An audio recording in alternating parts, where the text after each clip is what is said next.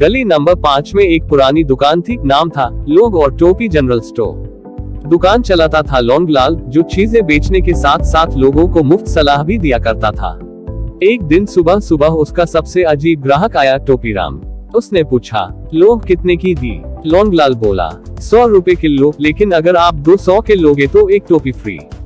टोपीराम खुश हो गया, मुझे 200 की लोग दो, और वो लाल टोपी भी। अगले दिन वो लोग लौटाने आया। भाई, लोग तेज थी, लेकिन टोपी बहुत प्यारी निकली। लौंगलाल हक्का बक्का। अब रोज टोपीराम आता और कुछ नया आइटम ले जाता, लेकिन हर बार शर्त ये कि साथ में टोपी मिले। एक दिन लौंगलाल परेशान होकर बोला, भाई अब टोपी नहीं है। टोपीराम बोला, तो अब क्या मिलेगा ऑफर में? तभी पास में खड़ी रिंकी बोली, मामा इन्हें दिमाग फ्री में दे दो, क्योंकि खरीदेंगे तो भी इस्तेमाल नहीं करेंगे। सब हंस पड़े, लेकिन लौंगलाल को आइडिया आया। अब वो हर चीज के साथ एक अच्छी सीख की पर्ची फ्री देने लगा।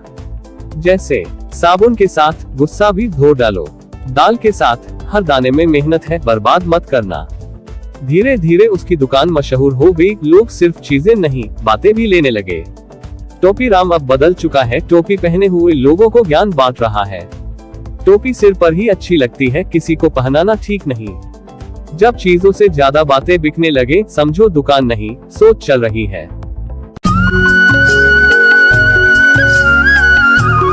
यह कहानी एक वफादार नौकर गोपाल की है, जो अपने मालिक के प्रति निस्वार्थ भक्ति रखता है। हालांकि परिस्थितियां उसे एक कठिन परीक्षा में डाल देती हैं, जिससे उसे बहुत बड़ी सीख मिलती है। एक छोटे से गांव में सुरेश नाम का लड़का रहता था। बचपन में ही उसने अपने माता पिता को खो दिया। उसके पास न कोई सहारा था, न ही उसके पिता की कोई जमीन। वह एक छोटी सी झोपड़ी में रहता था, लेकिन गांव में आई बाढ़ के कारण उसकी झोपड़ी भी बह गई।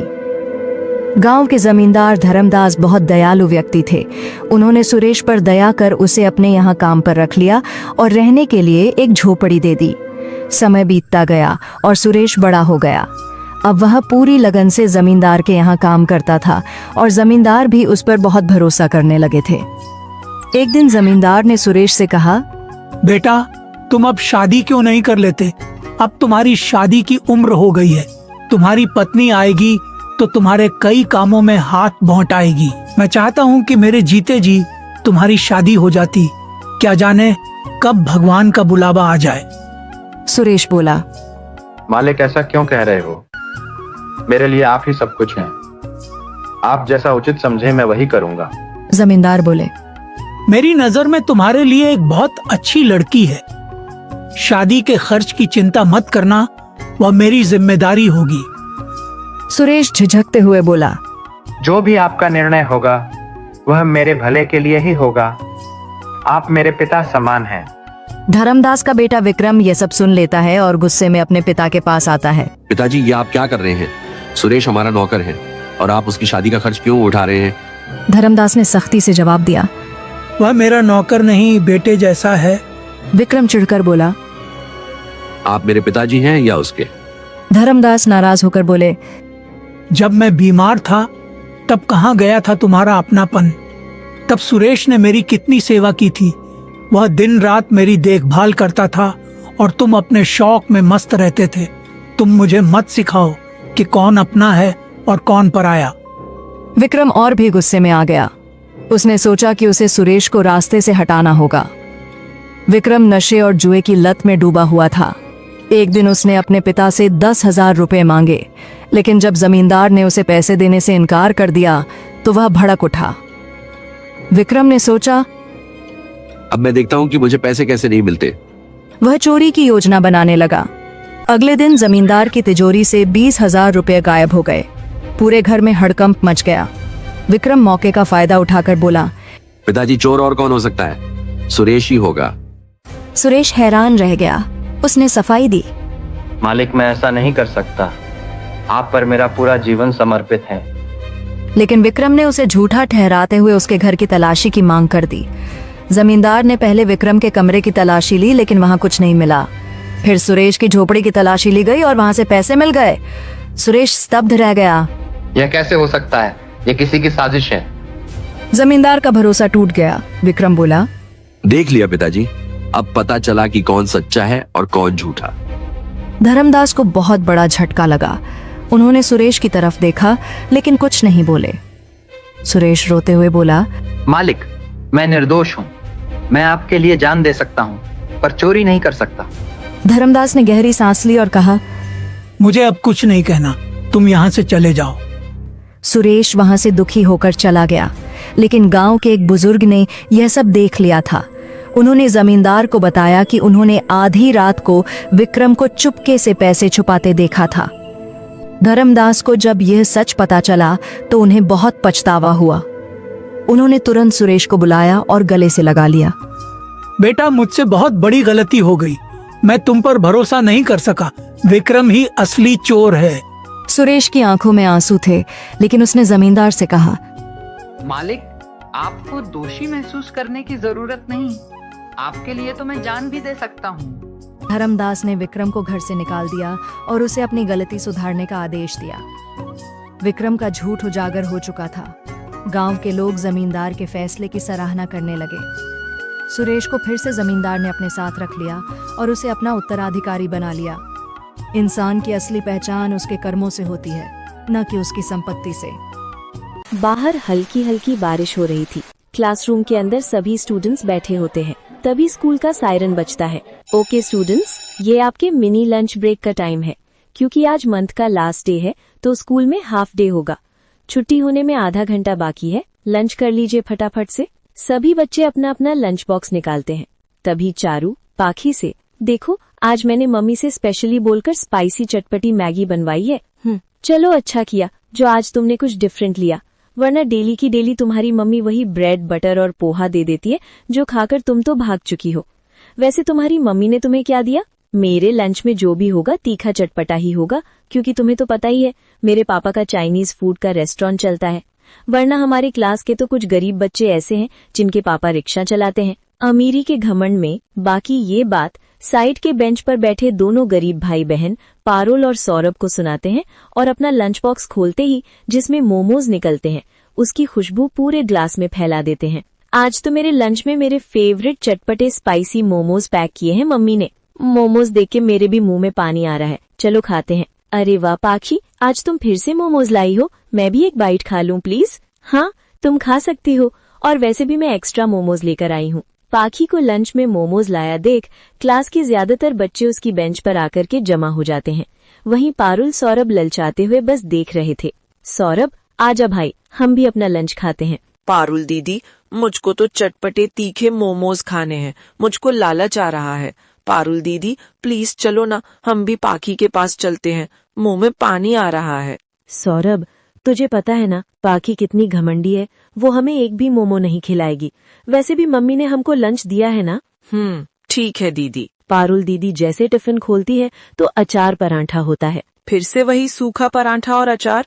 मुझको नहीं खाना ये। सौरभ, वो खाना अपनी बहन को खाने दो। मैं मोमोज लाई हूँ, तुम्हें मोमोज ट्राई करने हैं? सच में तुम मुझको मोमोज खिलाओगी? बिल्कुल।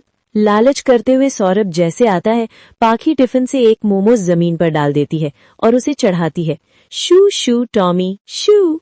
पाखी, तुमने मोमोज जमीन पर क्यों गिरा दिया? टिफिन में होता तो खिला देती।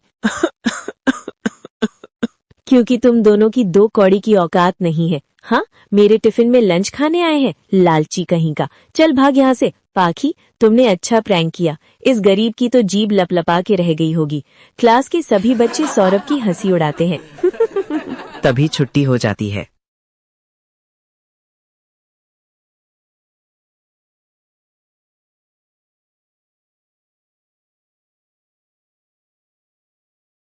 और सौरभ रोते हुए घर आता है, जहाँ सब किराए के छोटे से कमरे के अंदर बैठे थे। तभी माधवी भाभी, सौरभ, पारुल स्कूल से आ गए हैं। क्या बात है, मेरा बेटा रो क्यों रहा है? आज के बाद मैं कभी स्कूल नहीं जाऊंगा।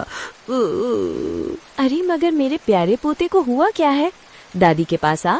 क्यों नहीं जाएगा स्कूल मेरा बेटा? अगर तू पढ़ेगा लिखेगा नहीं तो आगे चलकर पिताजी की मदद कैसे करेगा? किसी से लड़ाई तो नहीं करके आया?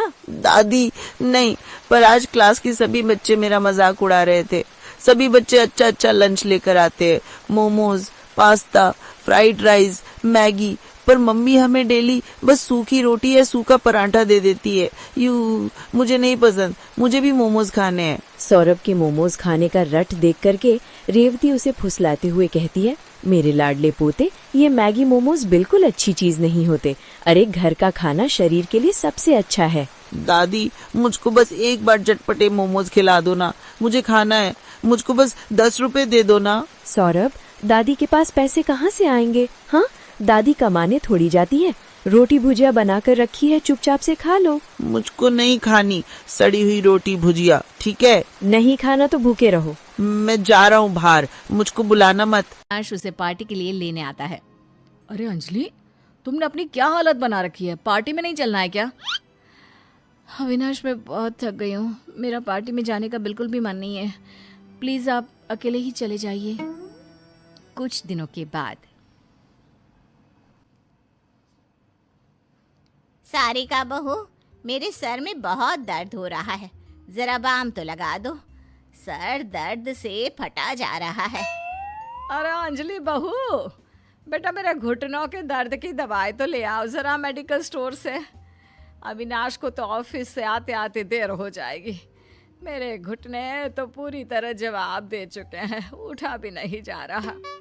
अंजलि, पहले मेरे सर पर बाम लगाएगी, उसके बाद में तुम्हारी दवाई लेने जाएगी। नहीं नहीं, बाम तो बाद में भी लग सकता है ना। अरे मेडिकल स्टोर बंद हो जाएगा, उससे पहले अंजलि मेरी दवा ले आए।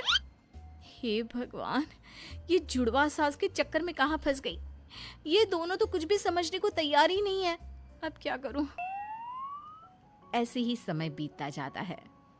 कुछ दिनों के बाद अंजलि प्रेग्नेंट हो जाती है। जैसे ही अंजलि के प्रेग्नेंट होने की खबर आती है, रमा और सारिका दोनों बहुत खुश होती हैं। अंजलि, मैंने तुम्हारे लिए लड्डू बनाए हैं, ये खाना, तुम्हारा बच्चा बहुत हेल्दी होगा। देखो अंजलि, ज्यादा घी और लड्डू खाने से शरीर पर चर्बी चढ़ जाती है। तुम्हें अपनी सेहत का ख्याल रखना है या नहीं? तुम ये फ्रूट्स खाया करो बेटा। लेकिन मम्मी जी, मैं दोनों चीज भी खा सकती हूँ ना, थोड़ा थोड़ा करके। अरे मम्मी, अंजलि का जब जो खाने का मन होगा वो खा लेंगी। आप दोनों इतना परेशान क्यों हो रही हैं? देखो, तुम दोनों अपने अपने चक्कर में वैसे भी बहू को बहुत तंग करती हो। अब वो प्रेग्नेंट है, उसे थोड़ा तो चैन लेने दो। मैं तो अपनी बहू से बहुत प्यार करती हूँ, अब 2-4 काम करवा लेती हूँ, तो इसमें क्या गलत है? काम के बहाने तुम मेरी बहू को मुझसे दूर करने की कोशिश करती हो। और फिर एक दिन अचानक अंजलि की तबीयत खराब हो जाती है। रमा और सारिका दोनों की दोनों पूरे मन से अंजलि का ख्याल रखने लगती हैं। वो अंजलि की बहुत केयर करती है। बेटा, जरा ये सब्जी तो खा ले, देख जितना खाओगी ना उतनी जल्दी ठीक हो जाओगी। सारिका ठीक कहती है बेटा, तुम्हारी तबीयत जब से खराब हुई है, हमारे घर की तो रौनक ही चली गई है। अच्छा सुनो, रात को सोने से पहले दूध पिया करो, सेहत अच्छी रहेगी। हाँ रमा ठीक कह रही है, मैं तो तुमसे कहकर थक गई। अब उसके हाथ से ही दूध पी लो, मेरी नहीं तो अपनी रमा मम्मी जी की बात तो सुन लो। दोनों के केयर करने से कुछ ही दिनों में अंजलि की तबीयत बिल्कुल ठीक हो जाती है। और एक दिन जब सब लोग साथ में बैठकर खाना खा रहे थे। वैसे मानना पड़ेगा, तुम दोनों सास ने मिलकर बहू का ख्याल बहुत अच्छे से रखा और उसे जल्दी से ठीक भी कर दिया। सही कह रहे हैं पापा, मेरी तो दोनों माँ सारी दुनिया से अलग है, अपनी बहू से कितना प्यार करती हैं। हाँ मम्मी जी, आप दोनों को लगता था ना कि मैं रमा मम्मी जी की या फिर सारिका मम्मी जी की ज़्यादा केयर करती हूँ, लेकिन आपने देखा, जब मेरी तबीयत खराब हुई तो आप दोनों ने मिलकर मेरी सेवा की। अब वादा करिए, आप दोनों आगे भी ऐसी ही रहेंगी, क्योंकि मैं आप दोनों की बहू हूँ और दोनों से प्यार करती हूँ। सही कहा अंजलि, हमसे गलती हो गई। और मुझे भी अंजलि पर अपना इकलौता अधिकार नहीं जमाना चाहिए। हम दोनों जुड़वा हैं और हम दोनों जुड़वा सास आज से हमेशा एक साथ रहकर अपनी बहू को प्यार करेंगे।